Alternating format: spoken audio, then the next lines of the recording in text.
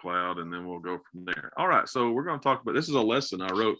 We talked about it about 6 or 7 weeks ago, and I actually preached this at Dole Springs, and it was Good. well received. It was a lesson that was be helpful. I told them that I said, I've actually prepared this for our brothers and sisters in Myanmar. Philip and I were talking about some things. You don't have to live very long for you to understand that we are tested and we are tried, and times of testing is not always easy. So we will do this as a class, and you're welcome to provide any feedback. If you have a comment, you're welcome to do so. So I started with this particular illustration. In the United States, we have a testing, right, with kids going. We were just brought back into school. My son yesterday brought home a test grade, and he told me, he said, my teacher said I need to show it to you immediately. In the test grade, he made a 105 on a math test, and I was very proud. Blake is a very smart little boy, and I told him how proud I was of him. So he's an A student, and he gets that from his mother. And so when it comes to him, I was very proud. But you think about when you have a test, you know, you don't, the day of when you take that test, it's not the day you prepare for that test. And so, if you come, I have students. As a matter of fact, I had a student at Heritage. She tried to take, we had a test last week, and that student tried to take the exam without studying. And it did not go well. So I told her, I said, look, your grade is fine. You know, her grade, it didn't affect her too much. And I said, but, you know, she just told me, she said things were busy and I wasn't able to prepare. And so when it comes to testing, you know, we have to prepare ourselves like a student. We are walking through this life as students, and God's word provides the information for our time of testing. There is a television show in the United States. It's really funny. If you guys have access to YouTube, I know you do, YouTube, you could search what would you do? And what they do is they bring up scenarios, and they have actors, and they go in different situations and deal with everyday people, and they put them in moral situations just to see what they would do. Okay. But you see, the people they're dealing with, they don't know these people are actors. Okay. And they don't, they just know, they think it's something serious. Let me give you an example. They had a situation where the cashier at a store, right? And the mother was at a young child in a shopping cart, and they were the actors, okay, and the woman behind them was not. She's just watching this, and the woman doesn't have enough money for the groceries, and the cashier has to step away, and the money drawer pops open. And so what the actress does, she reaches over when the cashier walks away and takes the money out, like stealing it, and the woman behind her doesn't know this is all planned. And and they did 10 people like that.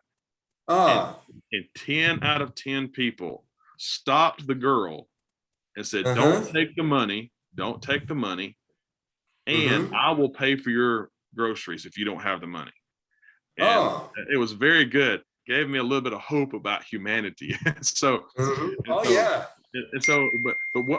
what they don't and so what they did was said they don't know they're on camera either. They're recording this. They don't know they're on camera.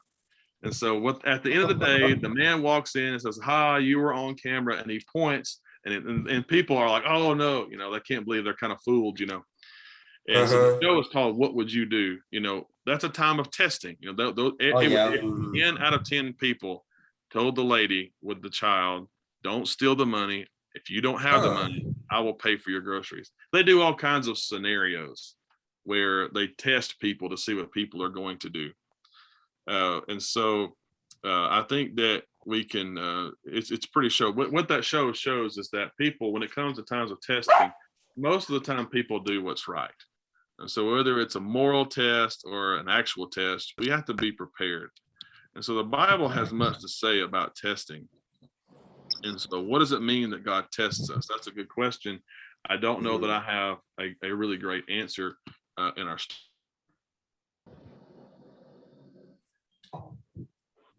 read about this. Let's go to Genesis 22 and verse 1.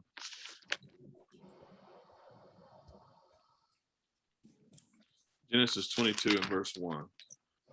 This is a story familiar to each of you where the Lord has commanded Abraham to offer Isaac, his son. And so in this particular situation, the King James Version actually uses the word tempt here, and that's unfortunate. But 22 and verse 1 says, and now it came to pass after these things, God tested Abraham, and he said to Abraham, and he said, here I am. And so we have to understand here that God does not tempt someone to sin. Okay, we're going to look at James chapter 1 in just a minute. Rather, the word tested is a reference to see if something is genuine. Okay. And that's kind of what the Lord is doing. Is Abraham's faith genuine? You know, he's been his promised son. Will Abraham offer his son? The Hebrews writer tells us that Abraham had such great faith that even if he did sacrifice his son, he believed the Lord would resurrect him. And so this time of testing, it proved Abraham's faith to be genuine. So times of testing proves our faith to be genuine. And so when it comes to other usages, we have a similar principle in the New Testament. Let's go to James chapter 1. Okay. Let's go to James chapter 1.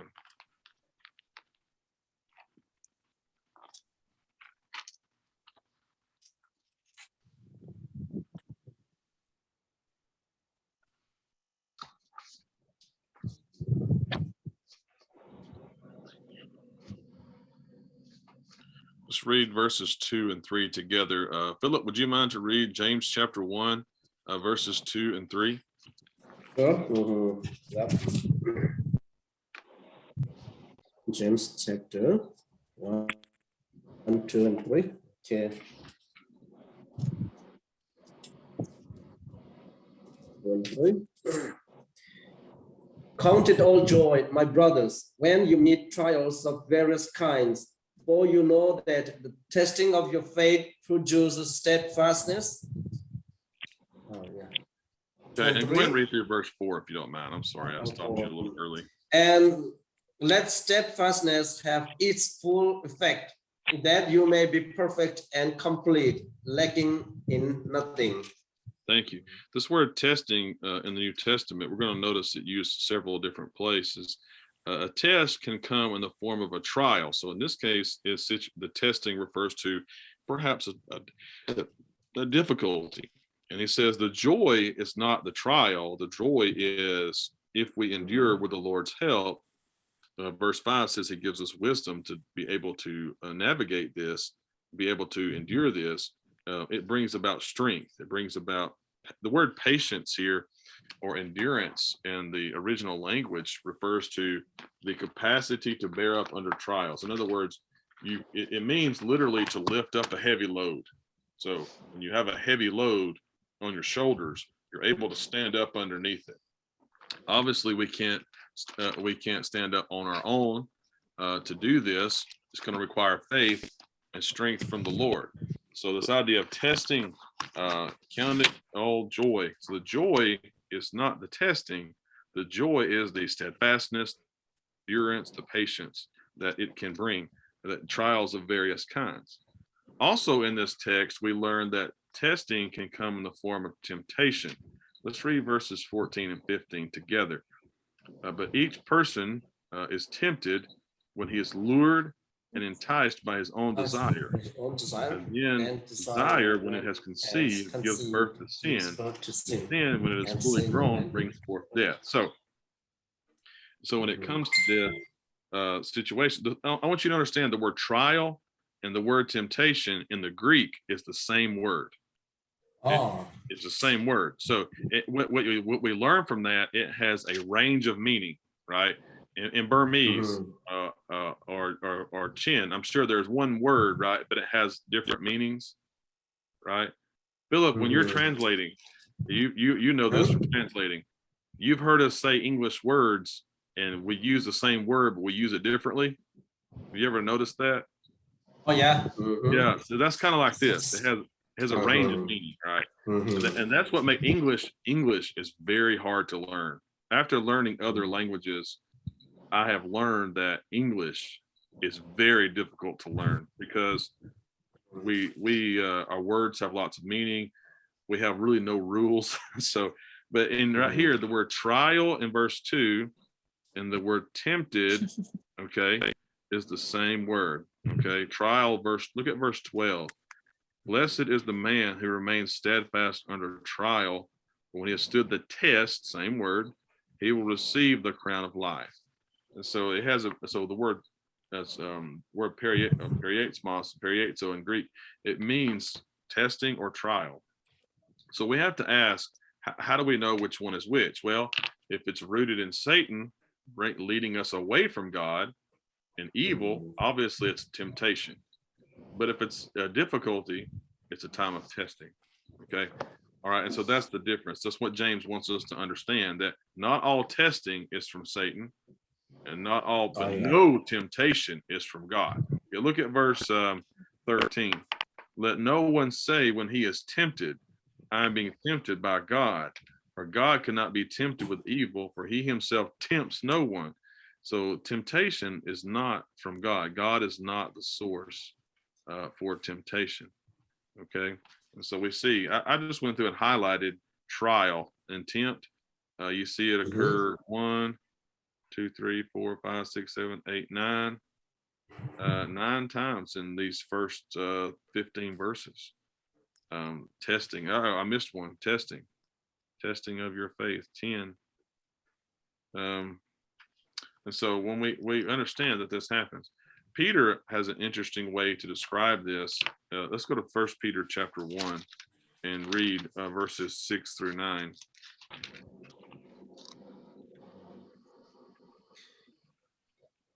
In this you rejoice, though now for a little while, if necessary, you have been grieved by various trials, so that the tested genuineness of your faith, more precious than gold that perishes, though it is tested by fire, may be found to result in praise and glory and honor to the revelation of Jesus Christ. Though you have not seen him, you love him. Though you do not now see him, you believe in him and rejoice with joy that is inexpressible and filled with glory, obtaining the outcome of your faith, the salvation of your souls. All right, thank you, Philip. So a couple of things here. This gives an illustration of a crucible. So when it says tested by fire, the way you get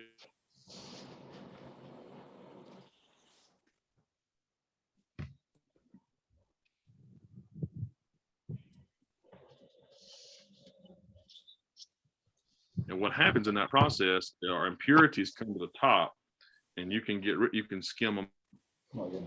rid of them. So as it's being boiled, as it's being tested by fire, eventually the result is pure gold.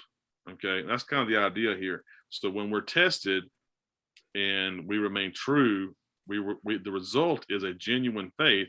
And look at the outcome of our faith. The outcome of faith is salvation, verse 9. And so when it comes to a principle in the Old Testament and in the New Testament, we have this idea of testing, which is not temptation. That's a different lesson. But one thing we want to focus on, what are some things when it comes to testing that it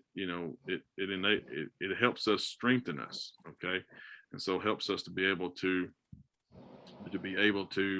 have a genuine faith, and that's what we want. Times of testing can either strengthen your faith. It can also weaken your faith. Satan can use a time of testing to weaken faith. There have been times in my life where times of testing has actually weakened my faith, and that's because I didn't respond in faith. I responded in many different ways we could discuss in that regard. So what does it mean that God tests us? In American culture, I don't know if this is true in Burmese culture, but in American culture, especially amongst people who profess to be Christians, whether it be denominational Christians or even New Testament Christians, people have this idea of that testing. Sometimes we cause our own problems, and we say, well, God is testing us. Not really. That's just us facing consequences for what we've done. Let me give you an example. I had a young lady was being dismissed from an organization that she wanted to be a part of because she acted unchristlike in an unchristlike manner. She said, well, God is testing me. I said, no, God's not testing you. You're just facing the consequences of your bad decision, you know? And I said, this isn't a test. There was temptation and you failed. So sometimes we may look at it the wrong way. But when it comes to times of testing and trying, when it comes to our faith, the question I wanted to consider in our study is from Psalm 11 and verse 3. If the foundations are destroyed, what can the righteous do?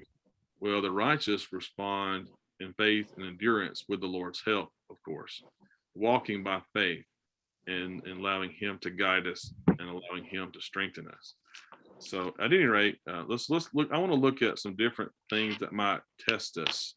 Okay. And maybe this will be an encouragement. When I prepared this was something I needed to study, and I hope that it's something that's helpful. So let's talk about a few things here. Let's talk about the test of integrity. Someone defined integrity as the ability to do what's right when no one else is looking.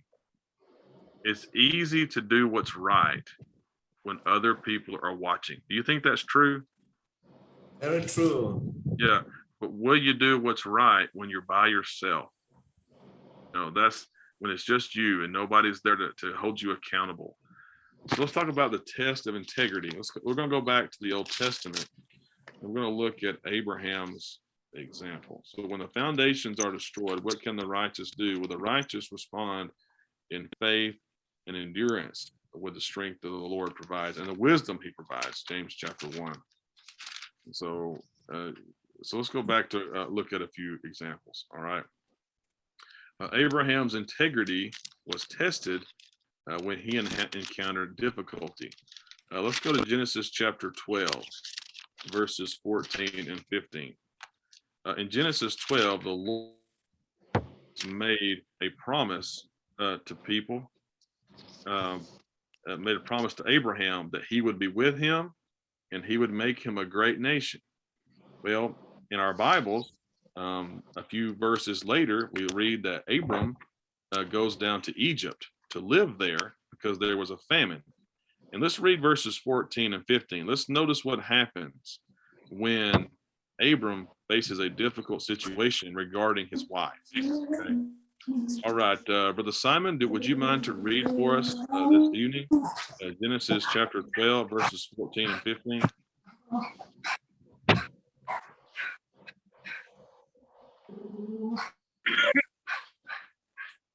When Abraham entered Egypt, the Egyptians saw women was very beautiful. And when the princes of Pharaoh saw her, they praised her to Pharaoh, and the woman was taken into Pharaoh's house.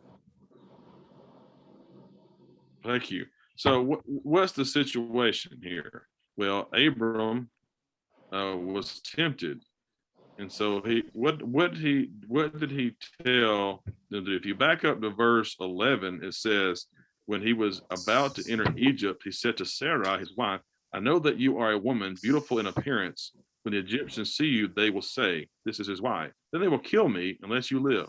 Say you are my sister, that it may go well with me because of you, that my life may be spared for your sake.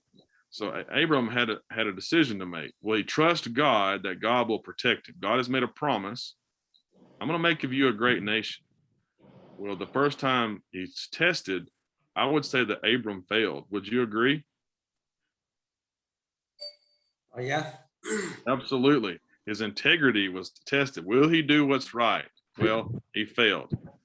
Let's go a few chapters later. Let's go to Genesis chapter 20. He encounters a similar situation with a man named Abimelech. And verse 2. And Abraham said of Sarah, his wife, she is my sister.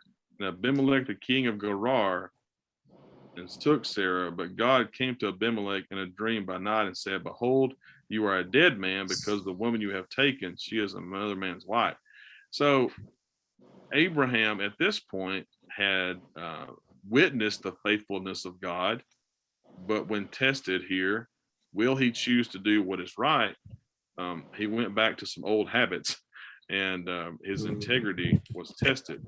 So we look at integrity. What is that? Integrity is the ability to obey God no matter the circumstances. And difficulty often tests this ability. Okay. And so when it comes to Abram, what can we learn from him? So when it comes to dealing with a trial, trials can turn into temptation. You know, you had a famine that led to Egypt, which led to a decision made by Abram. Later with Abimelech, his name is changed to Abraham, and he made a similar decision. And we have to understand that integrity is a shield that protects us from the consequences of sin. Let's go to Proverbs chapter 2.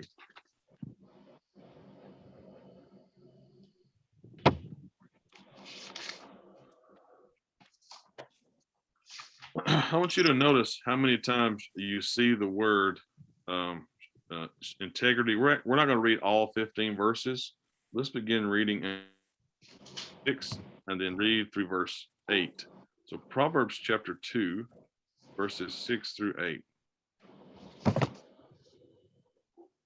For the Lord gives wisdom, from his mouth come knowledge and understanding. He stores up sound wisdom for the upright. Notice this, he is a shield to those who walk in integrity, guarding the paths of justice, watching over the way of his saints.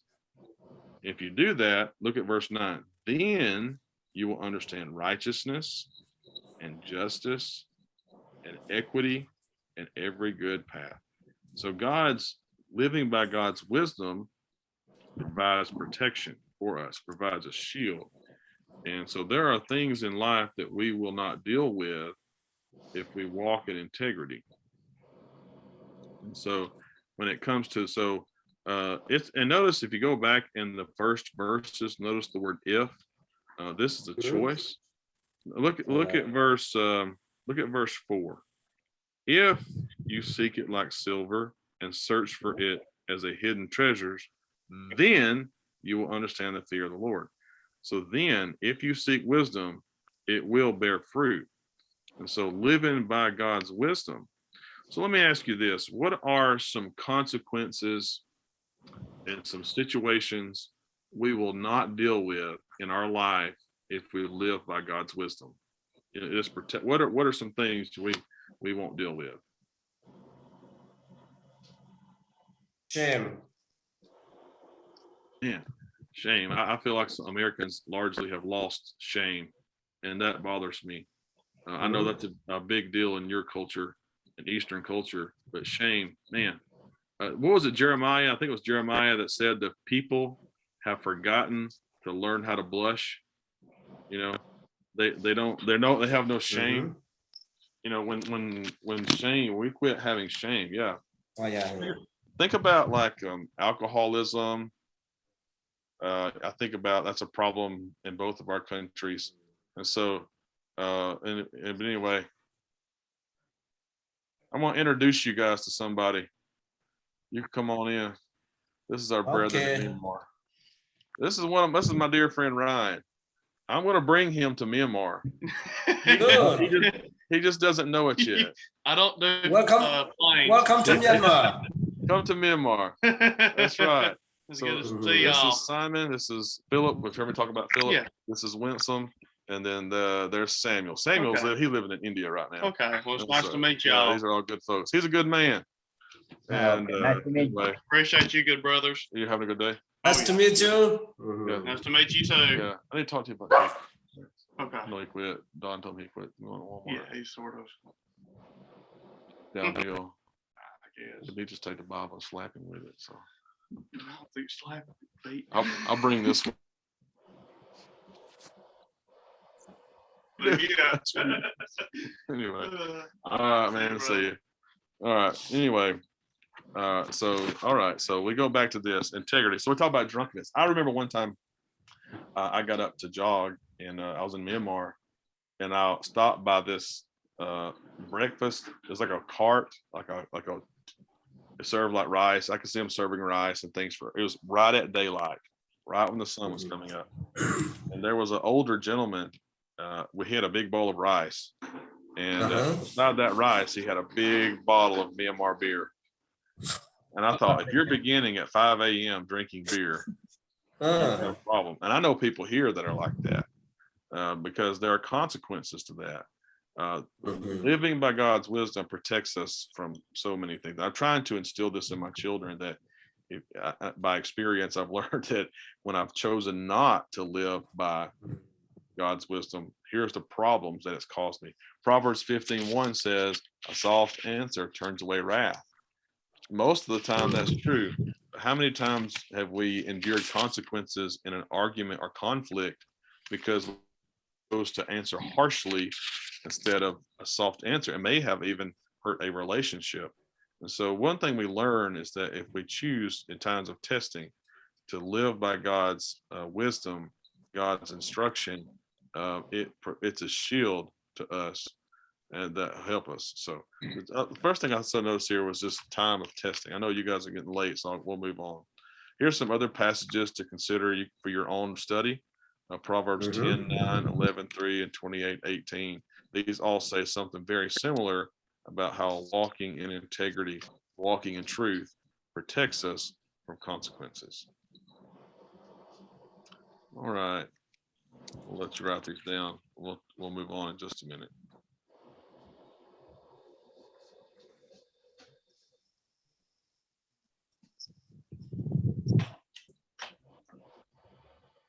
All right, so let's look at the next test. Let me get right here where I can see. The test of uncertainty. Let's look at Job. When we study Job, one thing we have to remember, Job does not know about the events of Job chapter 1. We are the ones that know that the Lord said, have you considered my servant Job? And we know that Satan says, well, if you don't put a hedge around him, he'll curse you, right? We know that discussion. Job does not. Let's remember that. So when we're studying this verse, Job has no idea why this is all happening to him. And there are a few things that test our faith more than uncertainty. I like to know what's coming. I don't like to be surprised by things. And I don't usually when I'm surprised by something, that means something bad has happened. And so not always, but most of the time that's true. One thing that really tested Job's faith in this story was, God wanting to know why God was allowing this. His 3 friends told him, Job, you're suffering because you're a sinner. And Job said, no, I'm not a sinner. I mean, I've not done anything to cause this. And finally, the Lord answers him and says, he says, Job, I'm in control. Your response is like we talked about in James chapter 1, faith and trust. And so uncertainty can add great difficulty to our faith. Okay. And as I mentioned a minute ago, we know because we're reading the story about the conversation with God and the adversary, but Job does not. So you have the tests of Job. Of course, you have his loss of everything.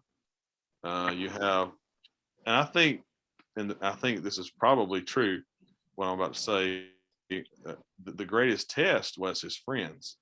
There's a reason most of the book deals with conversations between Eliphaz, Zophar, and Bildad.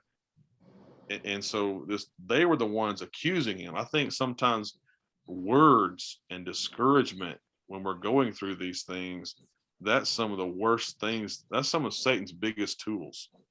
It was three guys, apparently some of his dear friends, saying, Job, if you will repent, God will take all this away, which was not true, because at the end of the book, God rebukes Job's friends. And Job actually prays for them, offers a sacrifice. So you have his loss of health, loss of children, loss of wealth. And so even his wife is struggling, because those were her children too. That was her wealth. That was her home. I mean, she's struggling too. And Job, in chapter 2 and 3, we see the despair. He born. So there were the tests of Job, and Job questions everything, including God. Read the Psalms and read Job. One thing we learned, that it's not sinful to wonder why something is happening.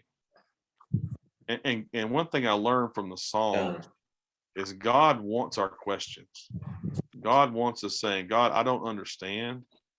I don't know why this is happening, but I know that ultimately you will provide. And when it comes to health, when it comes to COVID and that situation, when it comes to, I can't imagine the things that you are dealing with the unrest in your country. I don't claim to know what that's like. I would not even begin to act like I did know what that's like, because I don't know what that's like. And Job, sometimes we say, why is this happening? And one thing we need to remember, it's not faithlessness to ask why. Matter of fact, I would suggest that it's faithfulness. It's God provides the answers. Now, it's not always the answer we expect. God answers Job's question with a question. Where were you, Job, when I created the universe? If you could summarize that. And Job realizes that God is sovereign, and God is, that God, let me go back here. That God is ultimately, by his wisdom, upholding everything. And so this test of Job, the test of uncertainty, we see the test of integrity, the test of uncertainty, and looking at that example. We're going to look at one more, then we'll be finished.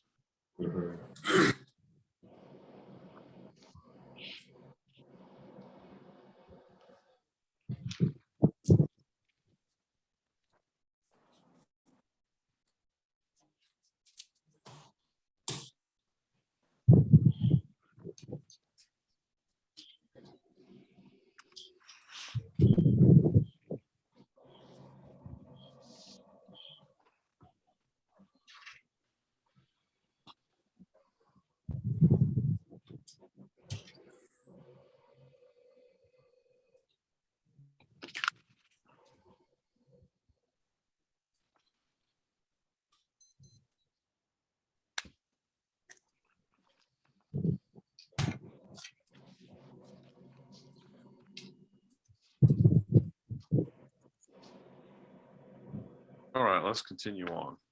Let's look at the test of envy. There are two texts that remind us that we should not be envious of evildoers. They're easy to remember. Psalm 37 and Psalm 73. And both of those remind us that, when it comes to evildoers, they have their end. One of Satan's schemes is for us to look around and grow envious of evildoers. So this is more of a temptation than it is testing.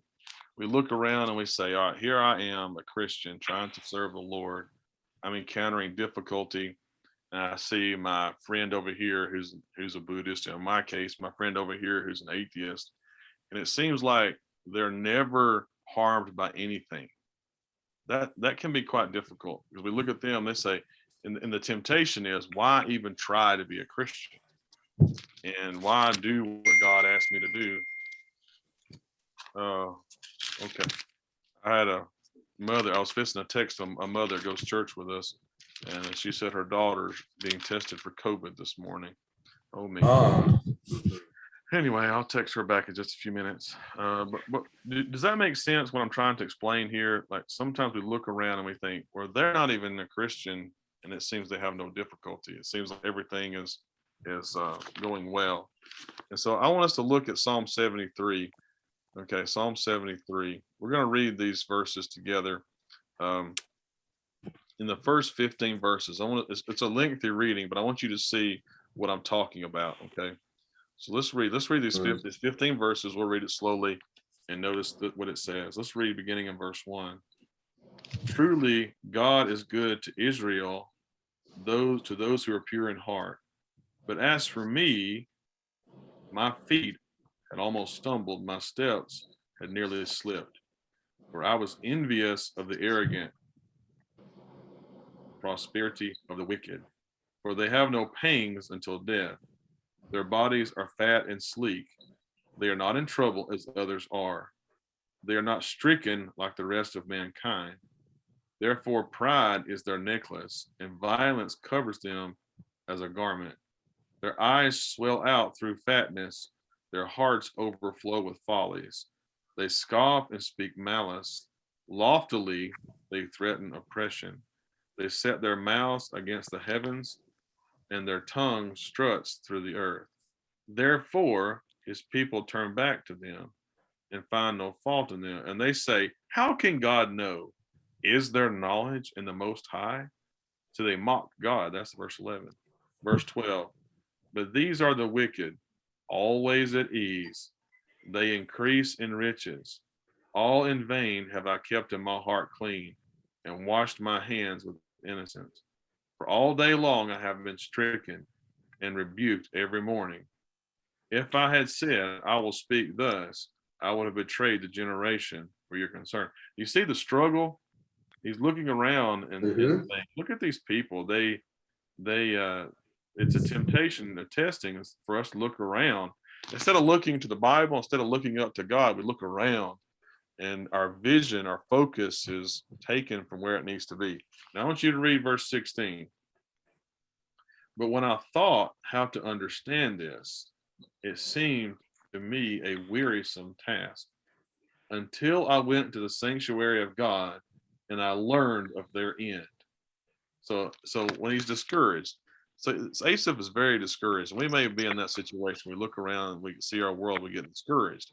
But when Asaph changed his focus and realized that this is deception, he came before the Lord and he realized that ultimately their end results in eternal damnation. And so he came before the Lord and he renewed his faith and reoriented his focus. And so for us, when it comes to when I look around and I grow discouraged, verse 18, truly you, the Lord, have set them in slippery places. You make them fall in ruin. He says they're destroyed. He said, I realize that it may seem like they have everything well, but in reality, they do not. And when I was reading this passage, and this is something that helps me when I find times of testing, when I'm looking around and maybe we're going through a difficult time or whatever, and I'm trying to be a Christian, I'm being tested, and it seems like I'm growing weaker. I am reminded that if you plant righteousness, you will reap righteousness. If you plant justice, you will reap justice. Galatians 6, 7, and 8, whatever we sow, that was what we're going to reap. And so one thing we learn in verse 1 through 15 of Psalm 73 is that these people are living without God. And that is a slippery place to be, he says in verse 18. That's a slippery place to be. And so the test of envy, envying people and looking around, and I might even take it a step further, envying the ungodly and realize and thinking, why don't they deal with these things? Okay. So I feel like that's something to test. That's 3 tests we're going to talk about today.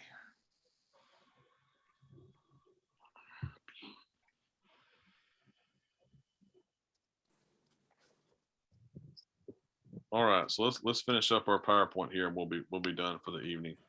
I know it's late for you. So we asked the question, if the foundations are destroyed, what can the righteous do? Well, I think we've seen in our study that the righteous respond in faith and strength with the Lord's help. So when it comes to times of testing, no matter what it may be, whether it's sickness or circumstances or just being weakened in your faith in various things. When the foundations are destroyed, what can the righteous do? Well, we respond to the Lord. So this Is one it if the foundations are destroyed, what can the righteous do? What are the things that we can do? Is it faith? Yes, we'll respond in faith and with the strength the Lord provides. I think that would be Psalms. It's interesting. Psalm 11 in verse 3. If you read verse 4, it's interesting what he says about this. He asked this question in Psalm 11 verse 3. If the foundation are destroyed, what can the righteous do? Verse 4, the Lord is in his holy temple. The Lord's throne is in heaven. His eyes see, his eyelids test the children of man. The Lord tests the righteous, but his soul hates the wicked and the one who loves violence. And so look at verse 7. The Lord is righteous, for he loves righteous deeds. The upright shall uphold his face. And so in this situation, we respond in righteousness. And remember, the blessed is the man who remains steadfast under trial. When he has stood the test, he will receive the crown of life. The crown of life in the Bible is not like a golden crown. It refers to a victor's crown, it was an olive branch type crown that athletes were given in the games. We just had the Olympics in Japan, right? It's really more compared to like a gold medal. Like when you finish the race, in the Olympics, what's it? It's gold, silver, and bronze, and I posted when your country entered the Olympics, I posted a video. I recorded that, posted a video of the athletes from Myanmar entering in the stadium. And it's in our message group. And you get first, second, or third, and some athletes don't get any medals, right? If you get fourth place, you don't get a medal. Here's the thing about Christianity: we're all running this race, and if we're steadfast, everybody gets a gold medal. And God the deal is the steadfastness. Remember that, standing up. If something's on your shoulders and it's heavy, and you stand up underneath it and you stay standing. And remember that the outcome of our faith is the salvation of our souls. Let me hit that. We go back right here. One slide here. James 1:12 and 1 Peter 1:9.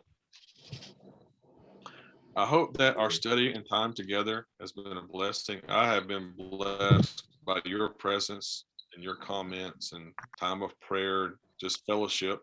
I know it's not in-person fellowship, but this type of fellowship blesses us as well. And I'm grateful that we have this capability to be able to meet with one another in a different way, but God has blessed us through it. So I hope that this study has been a blessing to you.